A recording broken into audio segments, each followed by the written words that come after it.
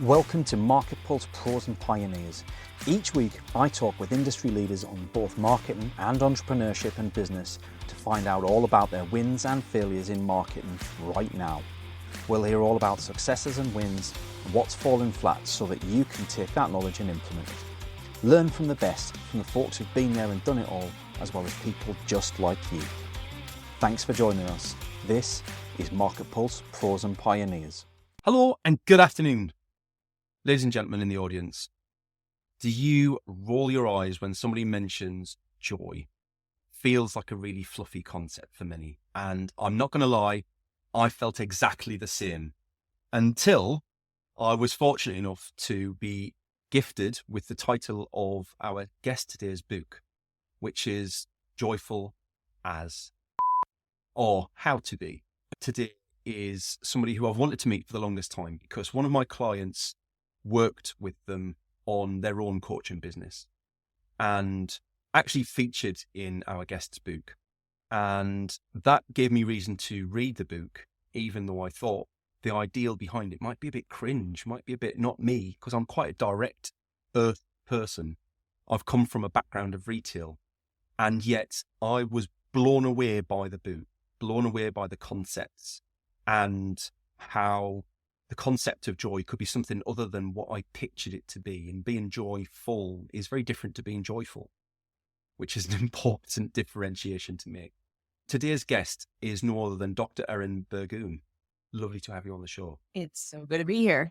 Dr. Erin is a social psychologist, an executive coach, and best-selling author on a mission to help business leaders and entrepreneurs build prosperous, purpose-driven businesses. With a PhD in psychology and leadership roles at Facebook and Microsoft, Erin combines science-backed strategies with human-centered coaching to help organizations cultivate joy as a business advantage. Their book, Joyful as I don't know if I can say that on LinkedIn, AF, the essentials business strategy we're afraid to put first, challenges the notion that success and joy are as separate for a new way to lead, market, and grow a business. Erin's approach blends internal family systems with neurotransformational coaching and user experience psychology to help leaders break limiting patterns and create businesses that thrive without burnout. I can't wait so long for somebody to say that it's possible to run a business without burnout, Erin. And it is possible. Before we get into the meat and bones, I feel like I do bios for our guests and I have so many questions brimming at the surface that I want to get into, but I'm going to pause on some of those questions. I'm going to come right back to the beginning. You've done an incredible amount with your life. Take us back to the beginning of that journey, wherever that means for you, wherever the starting point was of your journey into the aspects that make you who you are. Yeah. What was that inflection point for you, would you say? I'll start with saying I was fascinated with the human mind for my whole life, right? Which is what got me into social psychology. And not everybody knows what social psychology is. They think of psychologists as therapists and working on mental health. And I was just fascinated with how does our brain work and how do we tick? And that led me down the path of my PhD and led me to Facebook, where I could think about how do we help people in the social world of billions. But come 2017, my mom, actually it was about this time, 2017, my mom had a really freak illness. She went in the hospital with back pain and it turned into spinal meningitis. And she was in the ICU for about 5 weeks. We didn't even know if she was going to wake up. Didn't know if she was going to ever move again. And at the same time I was working at Facebook, I was leading a team of researchers. We were trying to get Facebook stories launched to the world. And so I was managing all the stress of getting my team to do the work they needed to do, working with Zuckerberg even about, are we launching this thing, while also sitting in the ICU waiting room, hoping my mom's going to wake up. And that inflection point was really that space of, what are we really doing here? Every time I was with my mom, she was in a rehab hospital for almost 6 months, relearning to move literally a finger at a time. And I'm sitting here going, okay, I want to be present for this, but I've got a team of researchers that need me back in San Francisco. And then when I was in San Francisco, I was like, my mom needs me, right? And so I really just settled into, what am I here to be doing? What impact do I want to make on this planet? And it started me down this entire path of I really want to help people. I didn't know the word joy was not on my radar at that point. I mean, it was only a few years later after that when I realized it. But it was really, I want everybody to live an impactful, purposeful life. And I watched myself on this ladder and this kind of bullet train at Facebook. I went, what am I doing this for? And I know, Paul, we've had some offline discussions about shoulds, right? I was shoulding upon myself, all over myself about this is the career trajectory I'm supposed to be on. And now, wait a sec, there's more to life than this career path. What do I want to do with my life? And who do I want to help? So that was really the inflection point that got me into the coaching business. And I realized that for years, I didn't have coaching as a word, but that's what I had been always wanting to do. To rewind back, getting to the point where you have a PhD is a lot of commitments, a lot of time over a lot of years. Yeah. And you don't get that far without the drive. Right. What was your original intended career path? Was it to be that person at Facebook? Or did that kind of happen because you got where you were? Because nobody ever gets where they want to go. They go where they're meant to be. Yes. I tell people all the time, people come to me for coaching and they want a 5-year vision and they want to map every step along the path of that 5-year vision. And I say, you cannot even imagine what's outside the map of what's possible right now. Your map is based on your past history and your current viewpoint. And so I say that because none of my career path was an intentional thing. I say I'm an accidental Facebook researcher. I'm an accidental entrepreneur. I just knew at some point, I grew up with academic parents and I knew I was really into social psychology. And so I went to grad school with it. I don't know what I'm going to do with it, but I thought I would stay in academia because that's what I knew as possible. And so I was going down that path and my advisor was preparing me for all the job market. And there was another researcher in the clinical side of the department who said, hey, I just had an internship at Facebook. They're hiring. And I went, hey, they're not going to hire me. Why would they hire me? And also, I didn't like Facebook. I'll be real honest. I was not a social media user. But I thought I'll take the interview. Why not? This will be an experience. And lo and behold, on Christmas Eve, the 6 months before I graduated from my PhD program, I got an offer saying, would you come join us? And okay, here we go. So it was not planned. They had a lot of positives, a lot of negatives working there. And then the coaching piece was not planned. It was just, I actually hired a woman I met at a conference. I thought coaching was bullshit, to be honest. But I hired her for $200 and she was changing my life. And I went, this is what I've always wanted to do. And so I've just followed. And that's a big part of following Joe's, right? Is, I'm curious about this. Let me go try this and see what comes of it. I think it's the bit that we should spend more time educating young people and children on a very early age, because there are so few people who are able to articulate to them what following your passion and being curious means. Mm-hmm. We're so busy pressuring young people into following a career path. And then for their whole career, we pressure them into committing to further to that career path, that we forget that there's so many jobs and opportunities out there that you can even carve out for yourself, are brave enough to follow what makes you smile. Yeah. And I think that's the beauty of what you've said today is you were able to follow what made you smile. And you can call that fortunate if you like, but I also know it's intentional. You've got to be brave. And I've no doubt there were some moments along that way where you questioned yourself. Always. I still do on a regular basis. What am I doing? But I've taught myself now after I finished my PhD over 10 years ago. So I've been on this path of just following what comes my way and being curious. And I've taught myself that I always end up doing something way more interesting than if I would have followed that demarcated path or having that map. And I've also taught myself that if something goes sideways, which in life, everything can go sideways in an instant. My mom's illness was like overnight, right? And I just taught myself, okay, when things go sideways, I know how to ride that. I know how to now, find something else to do, right? That makes you smile, or temporarily do something that you don't love, knowing that in a few months you can go back to the thing you do. I think it's about experimenting so that you can figure out what works best for you. Yes. Which leads us nicely into, and I'd love to hear your take on this. What in your eyes is the difference between We talked about joy being a fluffy concept, and I think lots of people who are listening along will be nodding along.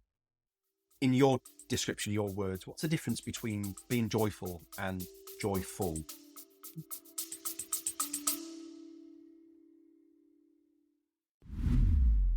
Special shout out in today's episode for our charity partners, ADHD Liberty, led by Sarah Templeton, who are part of the fight to prevent the school to prison pipeline for ADHD and neurodiverse individuals. If you'd like to find out more, you can visit them. The show links are in the notes below, and I would encourage you to go along and have a look and educate yourself on their fight. It's an incredibly important cause, and we're super proud to have them as charity partners for the Market Pulse Frozen Pioneers podcast. Thank you. Enjoy the rest of your episode.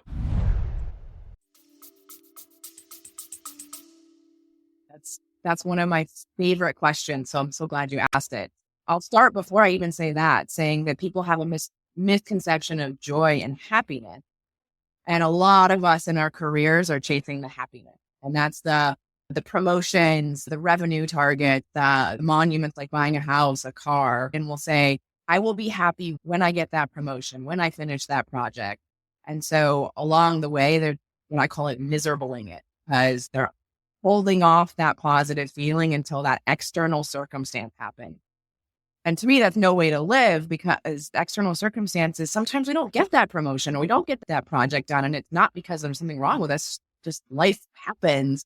And so joy is this great thing where it's about being in the moment. It's accessible to us at any time. It's about being present and being, we've already talked about, curious and connected to what feels purposeful and connected to how we best do things and taking courageous action. And I say, don't put off your happiness. Don't chase happiness at the expense of your joy. And joy is not just some joyful versus joyful. Joy is not just focusing on that fluffy, I'm feeling good, I'm feeling delightful. Joyful is about, taking some courageous risks, which can be scary. It's about being with the failure and being with the pain. I've been writing a lot about this with the current situation in the United States, right? We are scared about what is happening, and following joy is not about putting our heads in the sand and saying, this isn't happening. It's about how do we allow these moments of delight and satisfaction alongside the fear, alongside the pain, alongside the anger and all of it. So it's really about how do we be with the fullness of our human experience and experience what I call true joy, which is being fully human. And I think that's a totally different answer to most people would have expected you to come out with. And when I read that in the book, there was a bit of a light bulb moment for me, because I was like, somebody else who thinks the same way I do. Like, it shouldn't, like, it's almost like you give me permission to believe that was all okay then. Like, I'm not just this weird person who thinks that this should be the case. Or people on LinkedIn, look at my new Land Rover. Brilliant. I'm over the moon for you. Look at my new house. Brilliant. I'm over the moon for you. Are you happy? Because I think, to your point, a lot of people confuse the word happy with the word joy, and they've got in their head, it probably means the same thing as what you're talking about with joy, right? Are you happy? Because your Land Rover might give you a bit of excitement, and it might be nice to drive around in it. I'm not going to say it's a negative thing, but ultimately, in a week's time, in a month's time, you're going to scuff the alloys on the side, you're going to curb it, you're going to have a prang on the front, and like, it's just going to be another car. Yeah. Have a happiness baseline. And science actually talks about this. We have this baseline that we can have that little spike of delight or whatever you want to call it. And then eventually it goes back down. And we end up being on this almost hamster wheel of chasing that next spike. Whereas joy is this, it's not always calm. You can be excited in your joy, but it's this thing of, am I really immersed in my work right now? Am I really present? People talk about flow. I think flow and joy are very similar. And it's, you don't have to look outside of yourself for it. And it doesn't spike. It's this endless. And even if I'll ask your listeners, think back to the last time you really felt joyful in your day. And I imagine it felt steady rather than spike. Absolutely. I wonder then, what was the path for you to release the book? Because a book starts as an idea. It doesn't necessarily start as a book. Yeah. And I haven't spoke to a couple of other guests who'd released books. I think it came from ideas that they were passing on to their colleagues and friends, and it resonated, and so they decided to do something about it. Does that sound familiar for you, or did you have a different path? It was twofold. One being, I'm selfishly going to admit, I had this limiting belief that despite the fact that I did a PhD and wrote a dissertation, that I wasn't the sort of person who could write a book. And so I just turned on my inward and said, let me challenge myself to write a book, even if it never gets released. The other piece was I was doing a podcast at the time called Life in the And. You already heard me talk about joy and, right? Joy and pain, joy and grief. But I really like this idea of living with nuance and complexity. And we live in such a black and white world. And so sharing a whole lot of stuff around that. And I thought maybe there's a book in that. So I went to work with a book coach, and quite quickly after starting to write, this isn't the book, but I don't know what is. And so the book coach and I said, let's just start exploring what I have to share. What have I been putting together with my clients? And it took another 8 months of me writing and going, this isn't it. I got all down the path of writing a book about business wilderness, and it was really cheeky and I liked it, but it still wasn't it. And then my wife at the time and I were having a conversation, and I asked her, what are your friends who are entrepreneurs struggling with? And she said, they don't want to hate their business. Well, you can't write a book about not hating your business. What's the opposite of that? And the word joy came to me, and it was so out of left field for me because I didn't resonate with that word. So those of you who are thinking this is really fluffy, I was with you. I had a friend who had this world joy movement going, and I thought, yeah, that makes sense for him. His smile extends way outside of his face.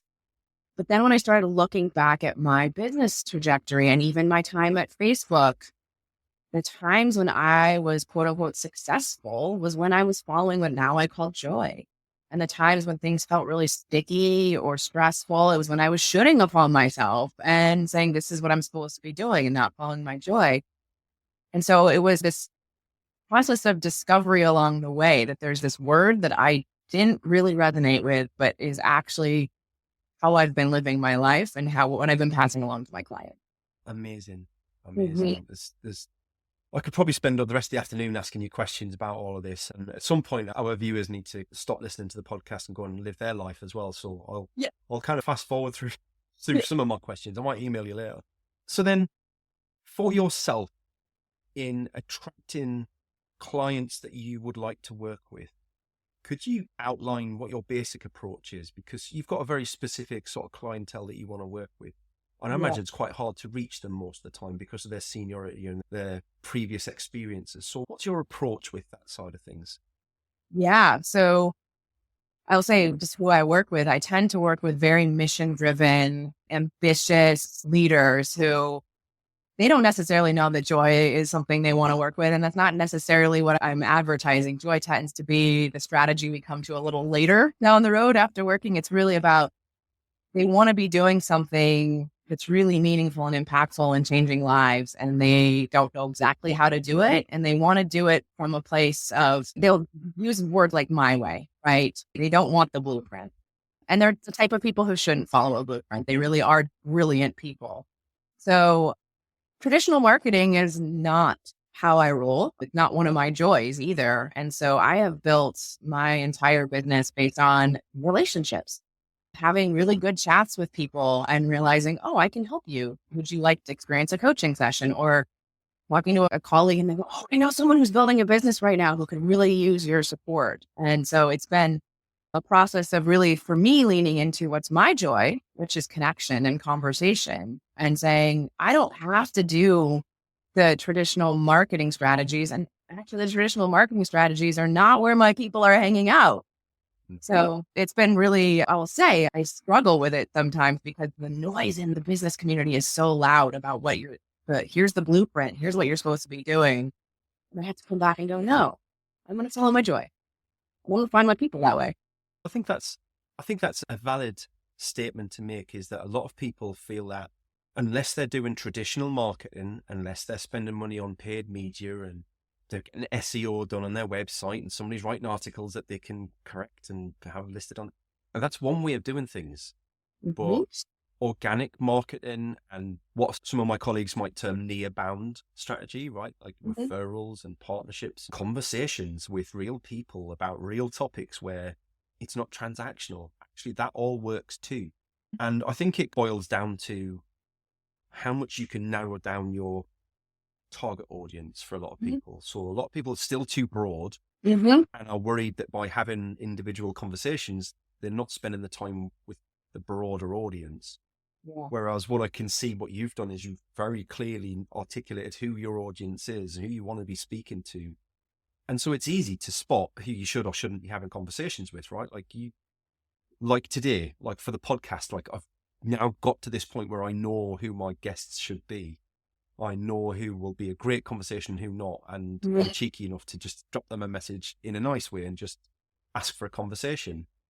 I think in that way, you probably, correct me if I'm wrong, you probably feel as though actually doing those conversations is almost as much fun as doing the work itself. Oh, absolutely. It's such a joy. And I tell people when it comes to building a business, I think there's kind of two sides of it. That's who's your target market and where are they?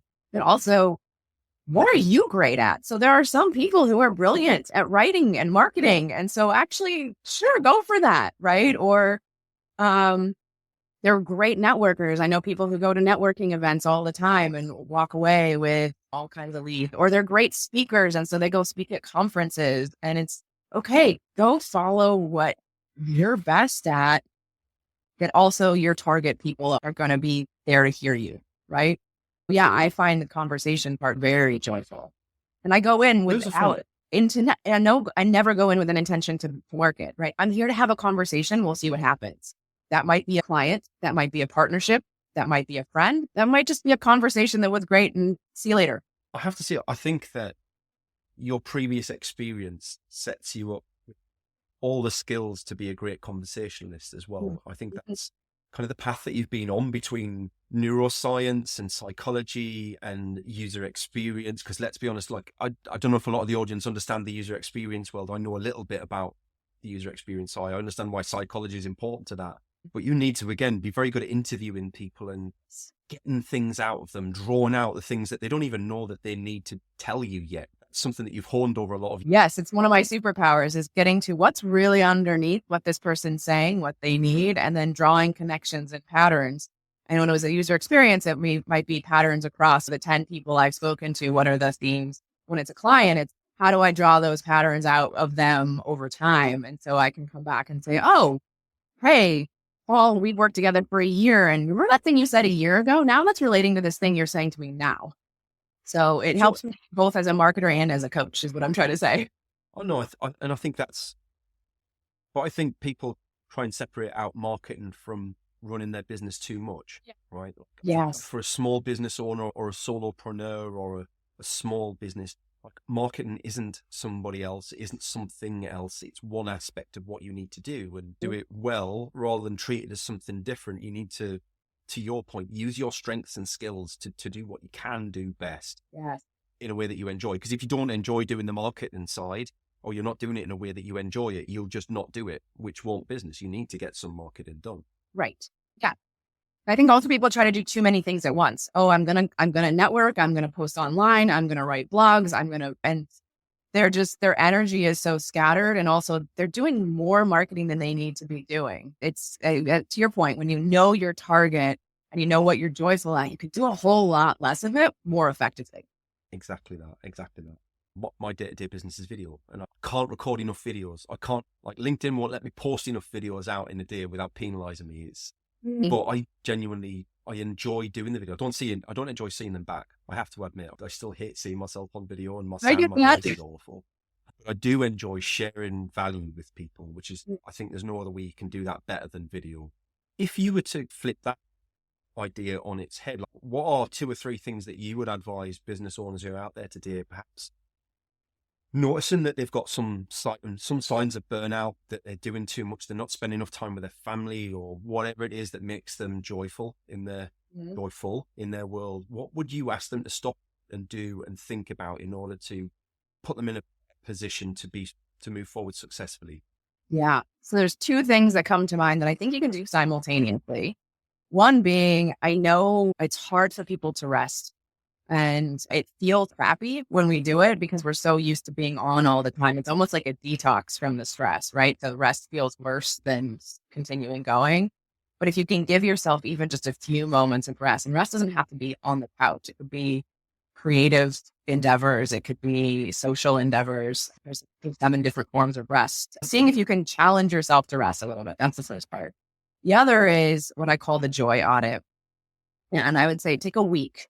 And every day you just have a piece of paper with a line down the middle. And on the left, it's every person, project, thought, activity that brings you joy.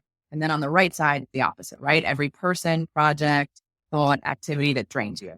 And at the end of that week, I want you to look at first the left side of the joy, things that brought you joy. How do I do more of that? But on the right side, get really honest with yourself. How many of these joy drains do you really have to be doing? Which can you just pull together or outsource?